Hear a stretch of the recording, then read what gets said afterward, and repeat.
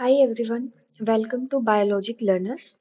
Today I'm very excited to have you here and to start my YouTube channel with this video. तो मैं एक बार brief intro दे देती हूँ इस channel से रिलेटेड कि क्या कुछ हम इसमें सीखने वाले हैं, है ना?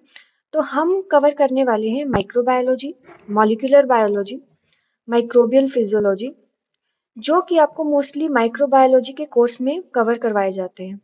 वीडियो बहुत ही इजी टू अंडरस्टैंड और सिंपल रहने वाला है जिस जिससे कि आपको समझने में कोई दिक्कत ना हो। So let's get start. तो हम पढ़ने वाले सबसे पहले न्यूट्रिएंट्स डाइवर्सिटी ऑफ माइक्रोब्स। तो इसमें जो हम टॉपिक्स कवर करने वाले हैं वो है इंट्रोडक्शन।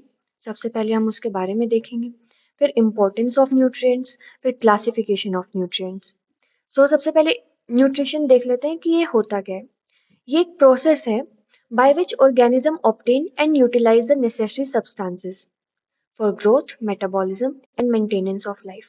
तो जो न्यूट्रिएंट्स होते हैं वो एक ऐसे नेसेसरी सब्सटेंसेस हैं जो कि अपनी बॉडी यूटिलाइज करती है for growth, metabolism and life को मेंटेनेंस के लिए, लाइफ को मेंटेन करने के लिए।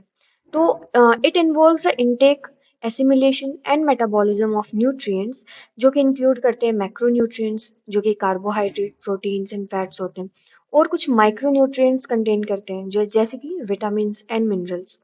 तो अब जो अपनी बॉडी है वो न्यूट्रिएंट्स कैसे लेती है, ठीक है? फिर जो मेटाबॉलिज्म है न्यूट्रिएंट्स का, तो वो सब उस न्यूट्रिएंट्स के अंदर दो टाइप के आ जाते हैं, मैक्रोन्यूट्रिएंट्स और माइक्रोन्यूट्रिएंट्स, जो कि अपनी बॉडी इनटेक करती है और फिर वो एसिमिलेट करती है अपने मेटाबॉलिक प्रोसेसेस के लिए।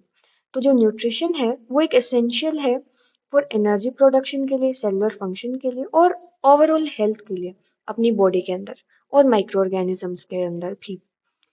तो अब अपन इम्पोर्टेंस देख लेते हैं न्यूट्रिएंट्स की। सो सबसे पहले आता है एनर्जी प्रोडक्शन रोल। तो जो न्यूट्रिएंट्स हैं, जैसे कि हम सब जानते हैं, जो कार्बोहाइड्रेट, लिपिड्स वगैरह जो होते हैं, वो अपने प्राइमरी सोर्स हैं एनर्जी के, ठीक है? ताकि हम सारे सेलुलर प्रोसेसेस कर सकें। तो जो सेलुलर रेस्पिरेशन है ना, उसके थ्रू ये न्यूट्रिएंट्स एटीपी के अंदर कन्वर्ट हो जाते हैं, जो कि बायोकेमिकल रिएक्शंस को पावर करता है, जो कि अपनी अब जो बायोकेमिकल रिएक्शंस है वो बहुत नेसेसरी है अपनी लाइफ के लिए, ये हम सब जानते हैं। अब एग्जाम्पल देख लेते हैं। ग्लूकोज जो है ना, वो की कार्बोहाइड्रेट है जो कि मेटाबोलाइज हो जाता है ग्लाइकोलाइसिस के दौरान ताकि एटीपी जनरेट कर सके। नाउ सेकंड क्या है, cell structure and function role.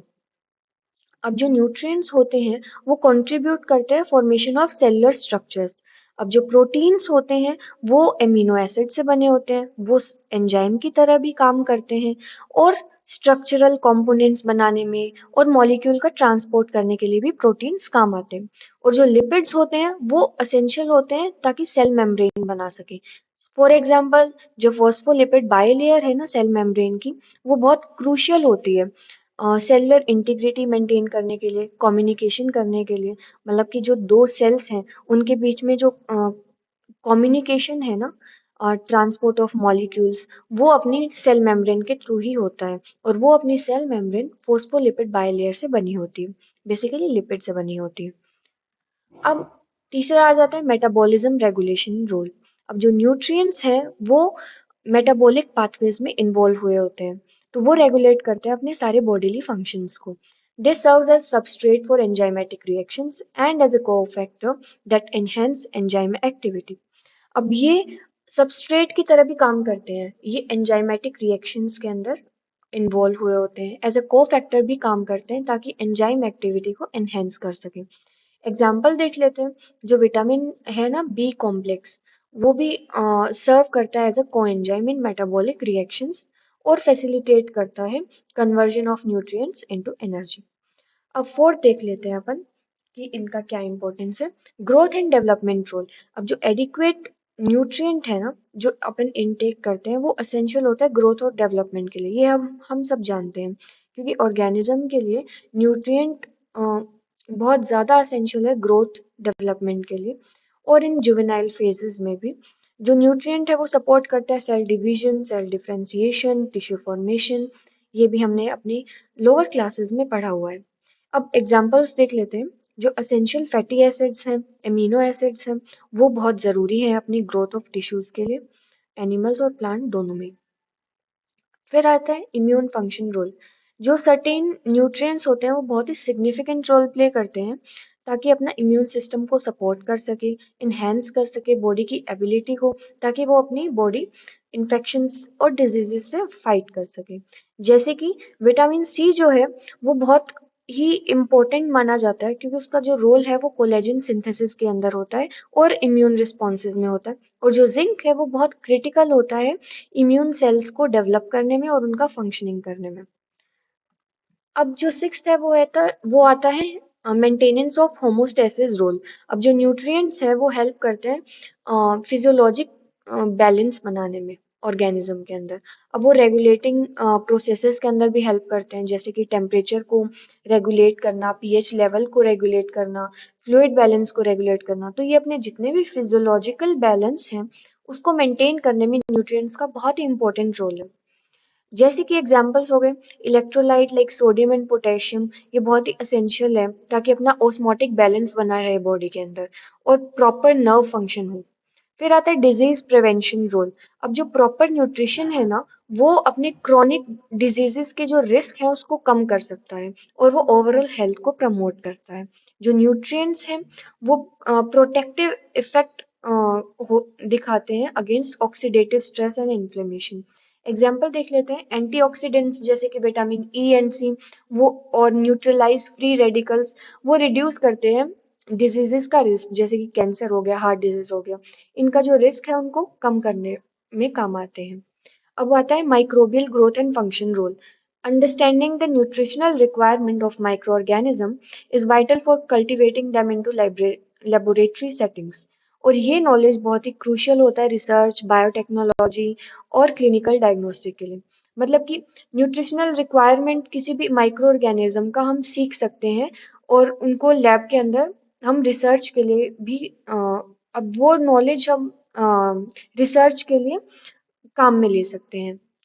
फिर एग्जाम्पल देख लेते हैं जैसे कि न्यूट्रिएंट मीडिया है वो फॉर्मुलेट किया जाता है on the specific requirements of microbes being studied. अब इकोलॉजिकल रोल, जो न्यूट्रिएंट्स हैं वो fundamental to ecosystem functioning and sustainability. They influence nutrient cycle and productivity which affect biodiversity and the health of ecosystem। अब nutrients का role ecosystem में भी बहुत ज़्यादा है, जैसे कि वो न्यूट्रिएंट साइकिल, प्रोडक्टिविटी उनके अंदर इन्फ्लुएंस करते हैं और ओवरऑल बायोडाइवर्सिटी को भी अफेक्ट करते हैं। और बायोडाइवर्सिटी को अफेक्ट करेंगे तो वो हेल्थ ऑफ इकोसिस्टम को भी ऑब्वियसली इन्फ्लुएंस करेंगे। एग्जाम्पल नाइट्रोजन एंड फॉस्फोरस ये की न्यूट्रिएंट्स हैं जो कि प्लांट ग्रोथ को सपोर्ट करते हैं। और अगर ये प्लांट ग्रोथ को सपोर्ट करेंगे और अफेक्ट करेंगे तो कॉन्सिक्वेंटली ये पूरे फूड वेब को भी अफेक्ट करेंगे। फिर आता है न्यूट्रिएंट साइकिल रोल। जो न्यूट्रिएंट्स होते हैं वो इन्वॉल्व होते हैं बायोकेमिकल साइकिल्स के अंदर जो कि इंश्योर करते हैं availability of essential elements like carbon, nitrogen and phosphorus with in the ecosystem. Example जो डिकम्पोजर्स हैं वो ब्रेक डाउन करते हैं ऑर्गेनिक मैटर, रिसाइकिल करते हैं न्यूट्रिएंट्स को into the soil and promoting the plant growth. हाँ जी, तो अब अपन स्टार्ट करते हैं क्लासिफिकेशन ऑफ न्यूट्रिएंट्स। तो न्यूट्रिएंट्स दो टाइप के होते हैं, मैक्रोन्यूट्रिएंट्स और माइक्रोन्यूट्रिएंट्स। मैक्रोन्यूट्रिएंट्स में क्या आ जाते हैं? कार्बोहाइड्रेट, प्रोटीन्स, लिपिड्स, वाटर, है ना? और माइक्रोन्यूट्रिएंट्स में आ जाते हैं विटामिन एंड मिनरल। अब आइए अपन इनको डिटेल में देख लेते हैं। तो मैक्रोन्यूट्रिएंट्स वो न्यूट्रिएंट्स होते हैं जो कि अपने को लार्ज क्वांटिटी में रिक्वायर होते हैं और ये बहुत ही वाइटल होते हैं अपनी ग्रोथ के लिए और एनर्जी प्रोडक्शन के लिए। तो सबसे पहला अपन देख लेते हैं कार्बोहाइड्रेट। अब इनके फंक्शंस देख लेते हैं अपन। तो पहला फंक्शन है एनर्जी प्रोडक्शन। तो जो कार्बोहाइड्रेट है वो मेन सोर्स ऑफ एनर्जी है, ये हम सबको पता है। तो डाइजेशन के दौरान क्या होता है कि they are converted into glucose which is absorbed into blood streams and use for energy. अब ये ग्लूकोज के अंदर कन्वर्ट कर दिया जाता है और वो फिर ब्लड स्ट्रीम में अपने एब्जॉर्ब हो जाता है और ये एनर्जी की तरह फिर यूज हो जाता है। अगर एक्सेस ग्लूकोज है तो वो स्टोर हो जाता है ग्लाइकोजन की फॉर्म में, है ना? और फिर लीवर के अंदर वो स्टोर हो जाता है और मसल्स में स्टोर हो जाता है। और अगर ज़्यादा ही ग्लूकोज है अपने बॉडी के अंदर, तो वो फिर फैट के अंदर कन्वर्ट हो जाता है, अगर अपने को लंबे टाइम के लिए स्टोर करना हो तो। फिर है brain function. Glucose is a primary fuel for brain and nervous system. ठीक है, और ये अगर कार्बोहाइड्रेट की कमी हो जाती है तो वो इम्पेयर कर सकता है focus, memory and cognitive functions. तो मतलब कि ब्रेन के अंदर भी अपने को ग्लूकोज जो है वो बहुत ही इम्पोर्टेंट रोल प्ले करता है। वो एक प्राइमरी फ्यूल है ब्रेन और नर्वस सिस्टम के लिए। तो अगर उसकी कमी हो जाती है तो मेमोरी और फोकस के अंदर अपन को बहुत ज़्यादा दिक्कत आ सकती है। फिर आता है प्रोटीन स्पेयरिंग। कार्बोहाइड्रेट है ना, वो प्रिवेंट करता है बॉडी को ताकि वो प्रोटीन ब्रेक ना कर सके एनर्जी के लिए। तो सबसे पहले अपनी बॉडी के अंदर ग्लूकोज ही मोस्टली यूज होता है एनर्जी के लिए, है ना। तो अगर ग्लूकोज की कमी हो जाती है, कार्बोहाइड्रेट्स की कमी हो जाती है, तो फिर प्रोटीन टूटने लगता है एनर्जी के लिए। तो इसलिए कार्बोहाइड्रेट अगर होगा, अगर अपने प्रॉपर अमाउंट में होगा, तो प्रोटीन ब्रेक डाउन नहीं होगा एनर्जी के लिए। This allow protein to focus on their primary function such as tissue repair and enzyme production. तो इस वजह से प्रोटीन अपने मेन काम पे फोकस कर पाएगा, जो कि टिश्यू रिपेयर हो गया, एंजाइम प्रोडक्शन हो गया, है ना। तो अब हम आगे देखते हैं। फिर आता है फैट मेटाबॉलिज्म। जो कार्बोहाइड्रेट है वो ज़रूरी है फैट बर्न के लिए, मतलब कि ताकि अपनी जो फैट है अपनी बॉडी में वो एफिशिएंटली बर्न हो सके, उसके लिए भी कार्बोहाइड्रेट बहुत ज़रूरी है। Without enough carbohydrates, fats may be partially broken down into ketones, leading to a state called ketosis. अगर कार्बोहाइड्रेट इनफ नहीं है तो जो फैट्स है वो पार्शियली ब्रेकन डाउन हो जाएगा कीटोन्स में, जो कि फिर एक स्टेट आ जाएगी जिसकी वजह से, जिसे अपन कीटोसिस बोलते हैं। तो इसलिए कार्बोहाइड्रेट बहुत ज़्यादा ज़रूरी है ताकि फैट्स का प्रॉपर ब्रेक डाउन हो सके। फिर आता है digestive health. Dietary fibres a form of carbohydrate promotes gut health and prevention and prevents constipation. तो जो कार्बोहाइड्रेट है, अब जैसे डाइटरी फाइबर हो गया, ये भी एक फॉर्म ऑफ कार्बोहाइड्रेट है जो कि अपनी गट हेल्थ को प्रमोट करता है और जिसकी वजह से कॉन्स्टिपेशन नहीं हो पाता, क्योंकि ये और ये हेल्थी कोलेस्ट्रॉल भी अपनी बॉडी में सपोर्ट करता है और ब्लड शुगर लेवल्स को भी अच्छे से मेंटेन रखता है। अब टाइप ऑफ कार्बोहाइड्रेट्स अपन देख लेते हैं। पहला है सिंपल कार्बोहाइड्रेट्स, शुगर्स, जो कि एक या दो शुगर यूनिट से बना होता है, जो कि क्विकली डाइजेस्टेड हो जाता है और एब्जॉर्ब हो जाता है अपनी ब्लड स्ट्रीम में। अब इसका फंक्शन देख लेते हैं। ये इंस्टेंट एनर्जी प्रोवाइड करता है but the energy is short lived. Sources अब ये कहाँ से अपने को मिलता है। पहला नेचुरल, कौन कौन से सोर्स है वो देख लेते हैं। फ्रूट्स, हनी, मिल्क, यहाँ से मिलता है। जो एडेड शुगर है वहां से भी अपन को मिल सकता है ये, जैसे कि कैंडी, सोडा एंड पेस्ट्री।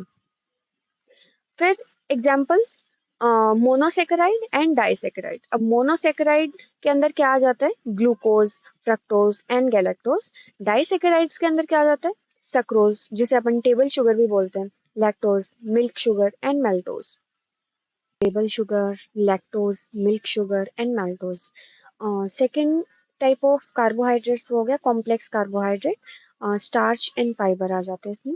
ये मल्टीपल शुगर यूनिट से बने होते हैं, जो कि मल्टीपल शुगर यूनिट्स लिंक्ड हो जाते हैं एक साथ और फिर ये कॉम्प्लेक्स कार्बोहाइड्रेट बना देते हैं। ये डाइजेस्ट होने में थोड़ा टाइम लेते हैं और ये सस्टेन्ड एनर्जी प्रोवाइड करते हैं। फंक्शंस क्या होते हैं वो देख लेते हैं। ये लॉन्ग लास्टिंग एनर्जी प्रोवाइड करते हैं, ब्लड शुगर को रेगुलेट करते हैं और डाइजेशन को इम्प्रूव करते हैं। सोर्सेज क्या होते हैं, होल ग्रेन, जैसे कि ब्राउन राइस हो गया, ओट्स हो गए, legumes, beans, lenticels and vegetables like potato and carrots, यहाँ से अपने को मिलते हैं ये। फिर एग्जाम्पल देख लेते हैं पॉलीसेकेराइड्स, जैसे कि starch and fibre. C type देख लेते हैं, स्पेशल टाइप ऑफ कार्बोहाइड्रेट्स देख लेते हैं। पहला है फाइबर, जो कि एक नॉन डाइजेस्टेबल कार्ब है। फाइबर एक कॉम्प्लेक्स कार्बोहाइड्रेट है जो कि डाइजेस्ट नहीं किया जा सकता अपनी बॉडी के द्वारा। अब अपन टाइप ऑफ फाइबर देख लेते हैं। पहला है सोल्यूबल फाइबर, जो कि डिसॉल्व हो जाता है वाटर में और एक जेल लाइक सब्सटेंस बना लेता है। बेनिफिट क्या क्या है इसके, ये कोलेस्ट्रॉल को कम करता है और ब्लड शुगर को कंट्रोल करता है। सोर्सेज क्या क्या है, ओट्स, एप्पल्स एंड बीन्स। फिर आता है इनसोल्यूबल फाइबर, जो कि वाटर में डिसॉल्व नहीं होता बट ये बल्क ऐड कर देता है स्टूल के अंदर। तो बेनिफिट क्या क्या है, ये डाइजेशन को इम्प्रूव करेगा, कॉन्स्टिपेशन को प्रिवेंट करेगा। सोर्सेज क्या क्या है वो देख लेते हैं। Whole grains, nuts and vegetables. Function क्या क्या है वो भी देख लेते हैं। ये हेल्थी डाइजेशन को प्रमोट करता है, कोलेस्ट्रॉल को कम करता है, हार्ट डिजीजेस के रिस्क को प्रिवेंट करता है, और ये ब्लड शुगर लेवल को कंट्रोल करता है बाय स्लोइंग ग्लूकोज एब्सॉर्प्शन, और वेट मैनेजमेंट में भी हेल्प करता है by keeping you full longer. फिर आता है glycaemic index and carbohydrates. Glycaemic index वो होता है जो कि मेजर करता है how quickly carbohydrate raise blood sugar levels, है ना। तो लो जीआई फूड्स जिसमें कि ग्लाइसेमिक इंडेक्स कम होता है, जो स्लो डाइजेशन वाले होते हैं वो देख लेते हैं, जैसे कि whole grains, legumes and vegetables. ये provide sustained energy and better blood sugar control. High GI foods कौन से होते हैं जो कि डाइजेशन को फास्ट करते हैं, for example blood white breads, sweets and sugary drinks, जो कि quick spikes in blood sugar level लाते हैं और ये क्रैशेस को लीड करते हैं। मतलब कि जो लो जीआई फूड्स हैं अपने, जैसे whole grains, legumes and vegetables हो गए, ये सस्टेन्ड एनर्जी प्रोवाइड करेंगे और डाइजेशन थोड़ा स्लो होगा इसके अंदर, बट ये बेटर होते हैं अपनी हेल्थ के लिए। और जो हाई जीआई फूड्स है वो एकदम से अपने ब्लड शुगर लेवल के अंदर इंक्रीज ले आएंगे, जिसकी वजह वजह से काफी सारी दिक्कत आ सकती है अपनी बॉडी में। फिर आता है डेफिशिएंसी ऑफ कार्बोहाइड्रेट। इफेक्ट्स देख लेते हैं। अगर डेफिशिएंसी हो गई अपने कार्बोहाइड्रेट्स की अपनी बॉडी के अंदर, तो क्या क्या इफेक्ट्स हो सकते हैं? Fatigue, weakness, dizziness, headaches, poor concentration and brain fog, muscle breakdown if protein is used for energy, digestive problems due to low fiber intake। अब ये तो हो गया है। एक्सेस कंजप्शन ऑफ कार्बोहाइड्रेट्स देख लेते हैं। रिस्क क्या क्या है इसके अंदर?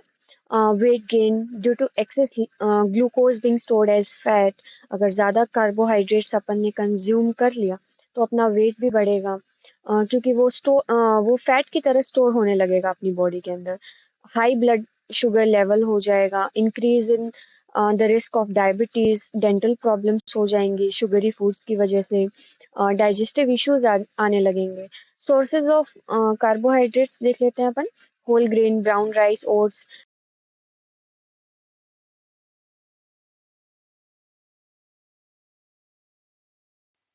And Ps.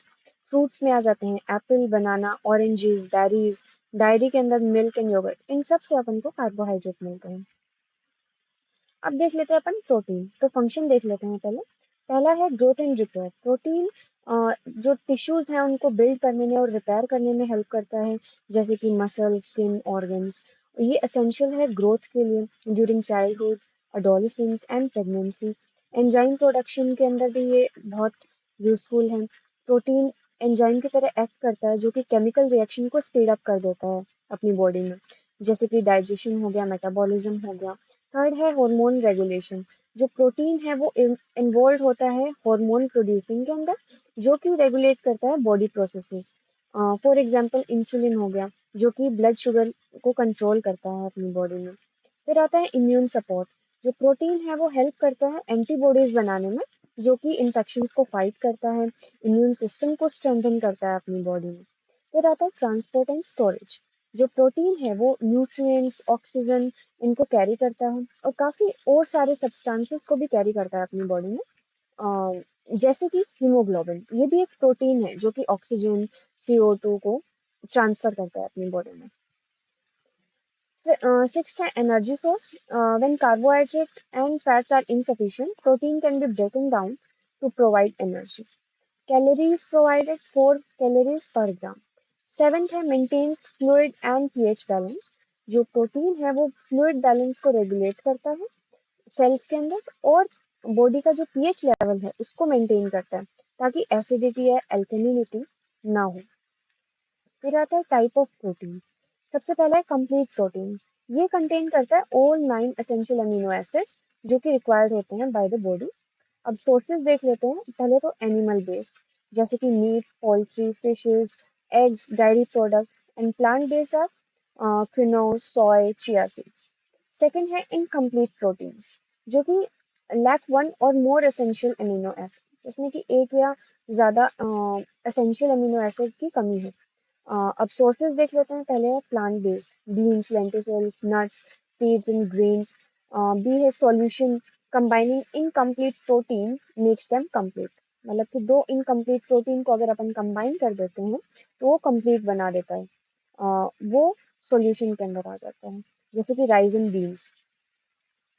फिर है एमिनो एसिड्स। ये बिल्डिंग ब्लॉक होते हैं प्रोटीन्स के। प्रोटीन 20 एमिनो एसिड से बना होता है, जो कि 3 कैटेगरीज के अंदर ग्रुप किया गया है, क्लासिफाई किया गया है। फर्स्ट है essential amino acids, can not be made by the body, must B obtain from food. जैसे कि एग्जांपल हो गया lysine, leucine and valine. D हो गया नॉन एसेंशियल एमिनो एसिड, जो कि 11 होते हैं अपनी बॉडी में, जो कि प्रोड्यूस होते हैं naturally bye the body. Example हो गया एलानाइन एंड ग्लूटामाइन। फिर सी है कंडीशनली एसेंशियल अमीनो एसिड, जो कि नॉर्मली नॉन एसेंशियल है but may be become essential during illness और स्ट्रेस, जैसे कि आर्जिनिन।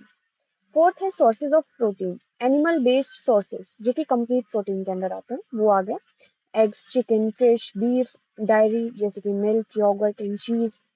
प्लांट बेस्ड सोर्सेज जो कि इनकम्प्लीट प्रोटीन्स होते हैं, जैसे कि lentils, chickpea, quinoa, soybean, tofu, nuts and seeds. फिर आता है protein supplements. Way way protein, fast absorption, ideal for muscle recovery. वो आ जाता है वे प्रोटीन में। कैसीन प्रोटीन भी होते हैं जिसमें कि एब्जॉर्प्शन स्लो होती है बट सुटेबल फॉर स्लीप। फिर आते हैं प्लांट बेस्ड प्रोटीन, उसके अंदर आ जाता है soya, pea, hemp protein for vegetarians and vegans. फिर आता है सिक्स, डेफिशिएंसी ऑफ प्रोटीन अगर हो जाती है तो क्या क्या अपने को चेंजेस देखने को मिल सकते हैं और क्या क्या हेल्थ प्रॉब्लम्स आ सकती हैं। फर्स्ट है मसल लॉस, वीकनेस आ जाएगी, फटीग, मसल वेस्टिंग आ जाएगा। फिर आता है वीक इम्यून सिस्टम, अपना इम्यून सिस्टम जो है वो बहुत ही वीक हो जाएगा। वल्नरेबल टू इन्फेक्शंस हो जाएगा, काफ़ी सारे इन्फेक्शंस हमें हो सकते हैं अगर अपना इम्यून सिस्टम वीक हो गया तो। फिर है एडिमा, जिसे अपन स्वेलिंग बोलते हैं। फ्लूइड इम्बैलेंस की वजह से स्वेलिंग आ जाएगी, especially in the abdomen area. फिर आता है stunted growth, slowed growth and development in the children.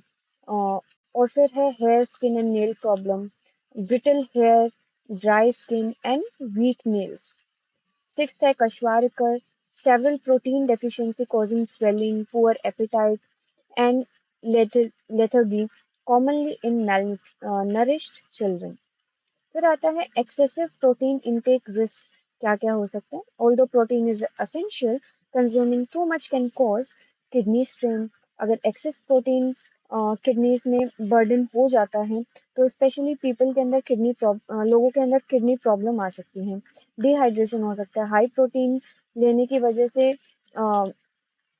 जो वाटर का जो नीड है वो बढ़ जाती है, क्योंकि नाइट्रोजन वेस्ट को अपन को एलिमिनेट भी करना होता है अपनी बॉडी में से, है ना। वेट गेन हो जाएगा, जो कि एक्सेस प्रोटीन जो होगा वो फैट के अंदर कन्वर्ट हो जाएगा, ठीक है, तो जिसकी वजह से अपना वेट भी बढ़ेगा।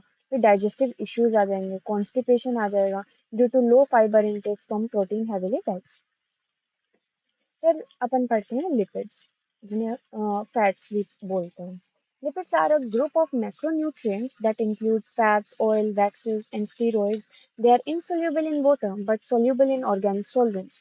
Lipids play a vital role in energy storage, insulation, hormone production, and cell structure. तो अभी हमने देखा कि ये वाटर के अंदर इंसॉल्युबल होते हैं और ये वाइटल रोल प्ले करते हैं एनर्जी स्टोरेज में, इंसुलेशन में, हार्मोन प्रोडक्शन में एंड सेल स्ट्रक्चर में। अभी अपन फंक्शन वन बाय वन देख लेते हैं। तो पहला है एनर्जी स्टोरेज। जो लिपिड है वो प्रोवाइड करता है 9 कैलोरी पर ग्राम, जो कि make them the most energy dense nutrient. They act as a reserve energy when carbohydrate are not available. ये हमने पहले भी देखा कि अगर कार्बोहाइड्रेट की कमी हो जाती है तो ये एक रिजर्व एनर्जी की तरह एक्ट करते हैं, ठीक है। फिर है इंसुलेशन एंड प्रोटेक्शन। जो फैट लेयर है अपनी स्किन के अंदर वो हेल्प करती है अपनी बॉडी टेम्परेचर को मेंटेन करने में। तो they protect organ by acting as cushions against shock. फिर आता है सेल स्ट्रक्चर। जो लिपिड है वो सेल मेम्ब्रेन फॉर्म करते हैं, जैसे कि फॉस्फोलिपिड, जो कि अपनी सेल मेम्ब्रेन में पाया जाता है और रेगुलेट करते हैं entry and exit of the substances. फिर आता है hormone production. Cholesterol is required for producing steroid hormone like estrogen, testosterone and cortisol. Cholesterol भी एक लिपिड ही है। उसके बाद है विटामिन और एब्जॉर्प्शन। जो लिपिड्स है वो हेल्प करते हैं फैट सोल्यूबल विटामिन को एब्जॉर्ब करने में, जैसे कि विटामिन ए, डी, ई, के, ठीक है, जो कि एसेंशियल है for various body functions. Sixth है नर्व फंक्शन। जो लिपिड्स है वो स्पेशली फोस्फोलिपिड्स, वो insulate nerve cells and support signal transmission. फिर आ जाता है seventh, satiety and flavour satiety and flavor. Fats enhance the flavor of food and provide a feeling of fullness after eating. फिर अब अपन देख लेते हैं टाइप ऑफ लिपिड्स। पहला है सिंपल लिपिड्स, जिसमें फैट्स एंड ऑयल्स आ जाते हैं। Triglycerides, the most common type of fat in the body stored as body fat, जो कि ग्लिसरॉल से कंपोज हुआ होता है और फैटी एसिड से कंपोज हुआ होता है। सेकंड है कंपाउंड लिपिड्स। इसके अंदर आ जाते हैं फॉस्फोलिपिड्स, लिपोप्रोटीन्स। फॉस्फोलिपिड्स क्या होते हैं? थ्री कंपोनेंट होते हैं सेल मेम्ब्रेन के, फॉर एग्जांपल लेसिथिन। फिर है लिपोप्रोटीन्स, जो कि ट्रांसपोर्ट करते हैं लिपिड को ब्लड स्ट्रीम के अंदर, जैसे कि HDL and LDL. Third type के लिपिड आ जाते हैं ड्राइव लिपिड्स, जो कि स्टीरॉइड्स हो गए, cholesterol, precursor to hormone and vitamin D, needed for bile production in the liver. तो ये बाइल प्रोडक्शन के लिए बहुत जरूरी होता है लिवर में। उसके बाद देखते हैं अपन type of fatty acid. A saturated fat and B unsaturated fats. Saturated fats में जो स्ट्रक्चर होता है, no double bond and tightly packed होते हैं। सोर्सेज क्या होता है, जैसे कि butter, ghee, red meat, coconut oil, fatty fully fat dairy. Effects क्या होते हैं, ये एलडीएल को रेजिस कर, जो बैड कोलेस्ट्रॉल है उसको रेज कर देते हैं, और ये हार्ट डिजीजेस की जो रिस्क है उसको भी इंक्रीज करते हैं। और limit intake to less than 10% of the total calorie. B unsaturated fat, जो कि हेल्दी फैट्स जिसे अपन बोलते हैं, उनका जो स्ट्रक्चर होता है वो कंटेन मोर और वन और more double bonds making them flexible. Types देख लेते हैं आप। मोनो अनसैचुरेटेड फैट्स आते हैं, पॉली अनसैचुरेटेड फैट्स आते हैं और एक ट्रांस फैट्स आते हैं। तो मोनो अनसैचुरेटेड फैट्स में, जिसे अपन मूफा भी बोलते हैं, वो अपन को कहाँ से मिलता है? Olive oil, avocados, nuts. और बेनिफिट क्या होता है? ये बैड कोलेस्ट्रॉल को कम करते हैं और गुड कोलेस्ट्रॉल को रेज करते हैं। फिर आता है पॉली अनसैचुरेटेड फैट, जिसे अपन फूफा बोलते हैं। ये कहाँ से मिलते हैं? Fatty fish, flax seeds, walnuts, sunflower seeds, etcetera. Benefit क्या होते हैं? ये एसेंशियल फैटी एसिड को प्रोवाइड करते हैं, जैसे कि ओमेगा 3, ओमेगा 6। ओमेगा 3 अपने हार्ट को इम्प्रूव करता है, ब्रेन हेल्थ को इम्प्रूव करता है, और ओमेगा 6 वो अपनी स्किन और हेयर ग्रोथ को सपोर्ट करता है। फिर थर्ड है ट्रांस फैट्स, अनहेल्दी फैट्स जिसे अपन बोलते हैं। इनका जो स्ट्रक्चर है वो artificial fat provides by hydrogenation, and जो सोर्सेज हैं वो processed food, margarine and fried snacks हो गया। इफेक्ट्स क्या होते हैं इनके? ये एलडीएल को रेज कर देते हैं और लोअर कर देते हैं एचडीएल को, जो कि इंक्रीज करता है हार्ट डिजीज के रिस्क और डायबिटीज को भी, तो शुड बी अवॉइडेड कम्प्लीटली। फिर आता है कोलेस्ट्रॉल एंड लिपोप्रोटीन्स। पहले कोलेस्ट्रॉल देख लेते हैं। ये एक वैक्सी सब्सटेंस है, जो कि लिवर के द्वारा ही प्रोड्यूस किया जाता है, ऑब्टेन फ्रॉम एनिमल फूड। ये यूज होता है हार्मोन बनाने के लिए, vitamin D and bile acid बनाने के लिए। फिर सेकंड टाइप है लिपोप्रोटीन्स, कोलेस्ट्रॉल ट्रांसपोर्टर जिसे अपन बोलते हैं। एचडीएल, हाई डेंसिटी लिपोप्रोटीन, जो कि गुड कोलेस्ट्रॉल माना जाता है। ये रिमूव करता है एक्सेस कोलेस्ट्रॉल फ्रॉम आर्टरीज। फिर एलडीएल, लो डेंसिटी लिपोप्रोटीन, जो कि बैड कोलेस्ट्रॉल माना जाता है, और ये डिपॉजिट होता है कोलेस्ट्रॉल इन, ये कोलेस्ट्रॉल को आर्टरीज में डिपॉजिट करता है, हार्ट रिस्क को, हार्ट डिजीजेस के जो रिस्क है उसको भी इंक्रीज करता है। फिर आता है डेफिशिएंसी ऑफ लिपिड्स। सिम्टम्स क्या हो सकते हैं?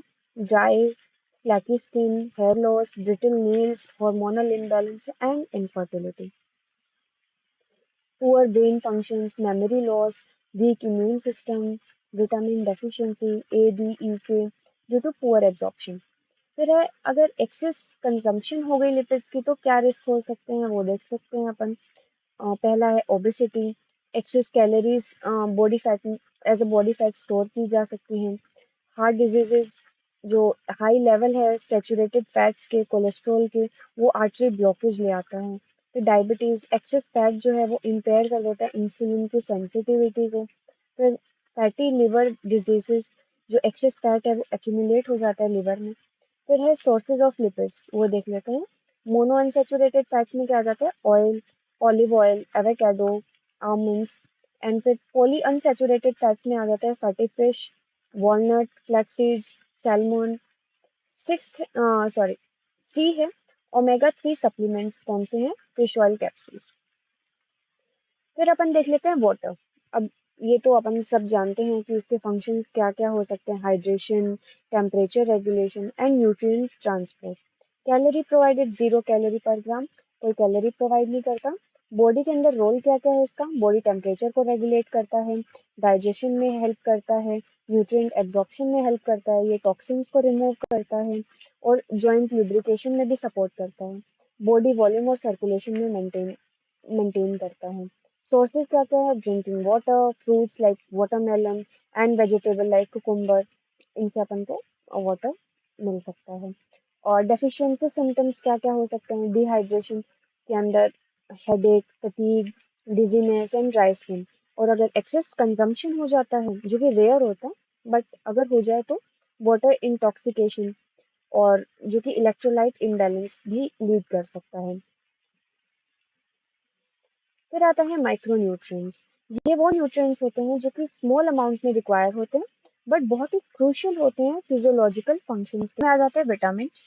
फंक्शंस देख लेते हैं। ऑर्गेनिक कंपाउंड्स जो कि सर्व करते हैं एज ए को एंजाइम, और ये एसेंशियल होते हैं फॉर वेरियस बायोकेमिकल रिएक्शंस।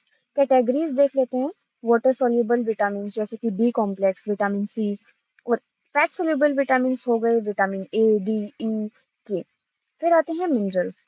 अब फंक्शन देख लेते हैं। इनऑर्गेनिक एलिमेंट होते हैं जो कि रोल प्ले करते हैं एंजाइम फंक्शन में, बोन स्ट्रक्चर में, फ्लूइड बैलेंस में।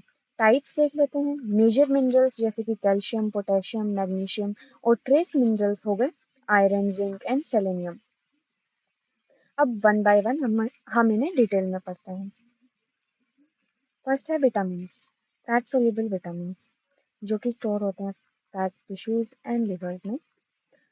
फर्स्ट है विटामिन ए, रेटिनॉल। फंक्शंस हो गए इनके विजन में, स्किन हेल्थ में, इम्यून फंक्शंस में। और ये अपन को कहाँ से मिलते हैं? Carrot, sweet potato, spinach, eggs and fish. Deficiency अगर हो जाती है तो क्या क्या होगा?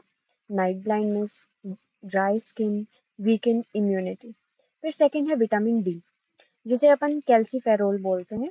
इनके फंक्शन क्या होते हैं? बोन हेल्थ में, कैल्शियम एब्जॉर्प्शन में, इम्यून सपोर्ट में। और sources sunlight, fortified milk, eggs and fishes. Deficiency देख लेते हैं। रिकेट्स, वीक बोन्स हो जाते हैं चिल्ड्रन में। ऑस्टियोमेलेसिया एडल्ट में हो जाता है। फिर थर्ड है विटामिन ई, टोकोफेरोल जिसे अपन बोलते हैं। फंक्शन है एंटीऑक्सीडेंट, प्रोटेक्ट करते हैं सेल को डैमेज होने से, और इम्यूनिटी को बूस्ट करते हैं। Sources nuts, seeds, spinach and vegetable oils. Deficiency अगर हो जाती है तो मसल वीक हो जाएगी, नर्व डैमेज हो सकता है। फिर आता है विटामिन के। फंक्शन क्या क्या है? Blood clotting, bone health. Sources देख लेते हैं। Leafy greens, broccoli, soybeans. Deficiency excess bleeding, bruising, है ना। फिर water soluble vitamin not stored in body, must be consume regularly. ठीक है, तो पहला है विटामिन बी कॉम्प्लेक्स। 8 टाइप के होते हैं। पहला है B1, जिसे अपन थायमिन बोलते हैं, जो कि एनर्जी, मेटाबॉलिज्म और नर्व फंक्शन में काम आता है। सोर्सेज हैं whole grains, pork, legumes. Deficiency से क्या होता है? फटीग, नर्व डैमेज हो सकता है। फिर आता है B2, रिबोफ्लेविन, जो कि ग्रोथ में, एनर्जी प्रोडक्शन में, स्किन हेल्थ में काम आता है। Sources diary, eggs, leafy green से अपन को मिलता है ये सब। और डेफिशिएंसी अगर हो जाए तो क्या हो सकता है? Crack around the mouth, skin disorders etcetera. फिर है B3, niacin, digestive health and energy production में ये काम आता है। ये अपन को कहाँ से मिलता है? मीट, फिश, नट्स से। डेफिशिएंसी अगर हो जाती है तो डायरिया, डिमेंशिया, डर्मेटिटिस, ये सब चीजें हो सकती हैं। टेलेग्रा। फिर है B5, pantothenic acid, hormone production में, एनर्जी मेटाबॉलिज्म में काम आता है। सोर्सेज हो गए एवोकाडोज, एग्स, मशरूम्स, है ना। और फिर B6 आ गया, पायरोडॉक्सिन ब्रेन डेवलपमेंट और हीमोग्लोबिन प्रोडक्शन में काम आता है। सोर्सेज हो गया बनाना, पोटैटो, चिकन। फिर आता है B7 बायोटिन जिसे अपन बोलते हैं, वो हेयर, स्किन और नेल हेल्थ के लिए नेसेसरी होता है। Sources almonds, eggs, sweet potatoes. फिर है B9 folic acid, DNA synthesis और रेड ब्लड सेल प्रोडक्शन में काम आता है। सोर्सेज है leafy green, citrus fruit, beans. Deficiency अगर हो जाती है तो न्यूरल ट्यूब डिफेक्ट हो सकता है बेबीज में। फिर है B12 कोबेलामाइन, नर्व फंक्शन और रेड ब्लड सेल फॉर्मेशन में काम आता है। सोर्सेज है meat, fish, egg, dairy. Deficiency अगर हो जाती है तो एनीमिया, नर्व डैमेज हो सकता है। फिर है विटामिन सी, एस्कॉर्बिक एसिड जिसे अपन बोलते हैं। फंक्शन क्या होता है? एंटीऑक्सीडेंट्स, इम्यूनिटी को बूस्ट करता है, कोलेजन प्रोडक्शन करता है। सोर्सेज कहाँ से मिलता है? Tomato, citrus fruits, bell peppers. Deficiency अगर हो जाती है तो क्या होगा? स्कर्वी आ जाएगा, ब्लीडिंग गम्स, वीकनेस आ जाएगी। उसके बाद अपन देख लेते हैं मिनरल्स। मिनरल्स इनऑर्गेनिक न्यूट्रिएंट्स होते हैं जो कि रिक्वायर होते हैं वेरियस फंक्शंस के लिए, जैसे कि bone health, enzyme activity, fluid balance हो गया, है ना। तो मेजर मिनरल्स एक बार अपन देख लेते हैं, जिसको अपन मैक्रो मिनरल्स भी बोलते हैं। फर्स्ट है कैल्शियम। अब इनके function, sources and deficiency one by one हम सबकी देखते हैं। Function, bone and tip strength के अंदर, muscle contraction and nerve signalling के अंदर। फिर है सोर्सेज, डेयरी प्रोडक्ट से मिलते हैं, लीफी ग्रीन, आमंड से मिलते हैं। डेफिशिएंसी अगर हो जाए तो मसल क्रैम्प्स आएंगे, ऑस्टियोपोरोसिस हो जाएगी। फिर सेकंड है फॉस्फोरस। फंक्शन क्या क्या है? Bone formation, energy production, cell repair. Sources meat, dairy, fish. Deficiency, bones weak हो जाएंगी, फटीग होगा। और फिर थर्ड है मैग्नीशियम। फंक्शन क्या क्या है? Muscle relaxation, enzyme activity, energy production. कहाँ से मिलते हैं हमें? Nuts, seeds, spinach. और डेफिशिएंसी भी अब देख लेते हैं, muscle cramps, irregular heart beat, etcetera. फिर है पोटेशियम। फंक्शन क्या क्या है? Fluid balance, nerve signal, muscle contraction. Sources banana, potato, oranges. अगर डेफिशिएंसी हो गई तो वीकनेस, हाई ब्लड प्रेशर। फिर है सोडियम। इसका फंक्शन क्या क्या है? फ्लूइड बैलेंस में अगेन। फिर nerve transmission. Sources salt, sea food, processed food से मिलता है। डेफिशिएंसी अगर हो गई तो मसल क्रैम्प्स होगा, बीपी लो हो जाएगा आपका। फिर है क्लोराइड। फंक्शन क्या है? Again fluid balance and digestion.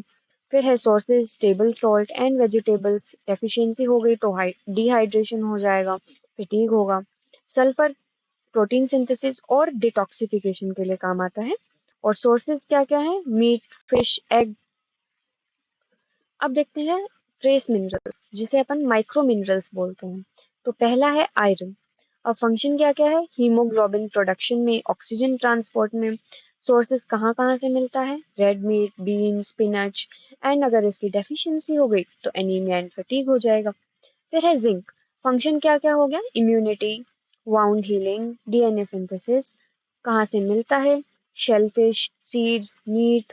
Deficiency देख लेते हैं, जो अपने घाव है वो इतना जल्दी हील नहीं कर पाएंगे, हेयर लॉस होगा।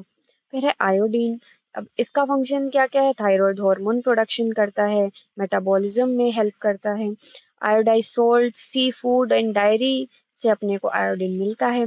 अगर इसकी डेफिशिएंसी हो गई तो गोइटर, जिसमें कि थायराइड ग्लैंड का स्वेलिंग हो जाती है, सूजन आ जाती है। फिर है सेलेनियम। इसके फंक्शंस क्या क्या है? Antioxidant, protect cell and thyroid health में सपोर्ट करता है। सोर्सेज क्या क्या है? Brazil nuts, fish, egg. And deficiency अगर हो जाती है तो मसल वीक हो जाएंगे, फटीग हो जाएंगे। फिर है कॉपर। फंक्शन क्या क्या है? Iron absorption, enzyme activation. Sources देख लेते हैं, नट्स, सीड, शेलफिश। डेफिशिएंसी भी देख लेते हैं, एनीमिया, बोन वीकनेस, एक्सेट्रा। फिर है मैग्नीज मैंगनीज। फंक्शन क्या है? बोन फॉर्मेशन, मेटाबॉलिज्म में हेल्प करता है। Sources nuts, seeds, whole grains. फिर है फ्लोराइड।